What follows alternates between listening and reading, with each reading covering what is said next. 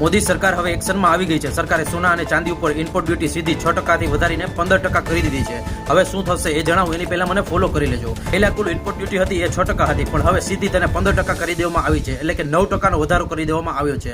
પણ આ import duty શું છે એ તમને સરળ ભાષામાં સમજાવું તો, કોઈ વસ્તુ વિદેશમાંથી ભારતમાં આવે ત્યારે સરકાર તેના ઉપર ટેક્સ લે છે, તેને ઇમ્પોર્ટ ડ્યુટી કહેવામાં આવે છે. ભારતનું મોટાભાગનું સોનું બહારના દેશોમાંથી મંગાવે છે, એટલે હવે વેપારીઓને વધુ ટેક્સ ચૂકવવો પડશે. હવે તમને સમજાવું કે આ વધારો શું થયો છે. 5% BDC એટલે કે બેઝિક કસ્ટમ ડ્યુટી હતી, એટલે કે મુખ્ય ઇમ્પોર્ટ ટેક્સ, અને 1% AIDC એટલે કે agriculture infrastructure and development cess હતો, એટલે કે 6% પહેલા હતું. આ એગ્રીકલ્ચર શું છે એ તમને હમણાં છેલ્લે સમજાવીશ. હવે સરકારે શું કર્યું છે, ખાસ કરીને BCD બેઝિક જે ઇમ્પોર્ટ ડ્યુટી હતી એ 5% થી વધારીને 10% કરી દીધી છે, અને AIDC એટલે કે એગ્રીકલ્ચર વાળું છે એ 1% થી વધારીને 5% કરી દીધું છે. એટલે કે મોટા ભાગનો ખાસ કરીને 9%નો વધારો આવ્યો છે. હવે લોકો પૂછે છે કે ગોલ્ડ ઉપર એગ્રીકલ્ચર ટેક્સ આ શું છે? કારણ કે AIDC નામનો સેસ સરકાર ઘણા ઇમ્પોર્ટન્ટ પ્રોડક્ટ ઉપર વસૂલે છે. તેનો ઉપયોગ ઇન્ફ્રાસ્ટ્રક્ચર અને ડેવલપમેન્ટ માટે થાય છે. હવે તેની અસરથી શું થશે? ખાસ કરીને સોના ચાંદીનો ભાવ વધી શકે છે, જ્વેલરીઓ મોંઘી થઈ શકે છે. સરકાર ગોલ્ડનો ઇમ્પોર્ટ ઓછો કરવા માંગે છે. સમાચાર મુજબ ખાસ કરીને મિડલ ઇસ્ટ ટેન્શન અને ડોલરનું પ્રેશરના કારણે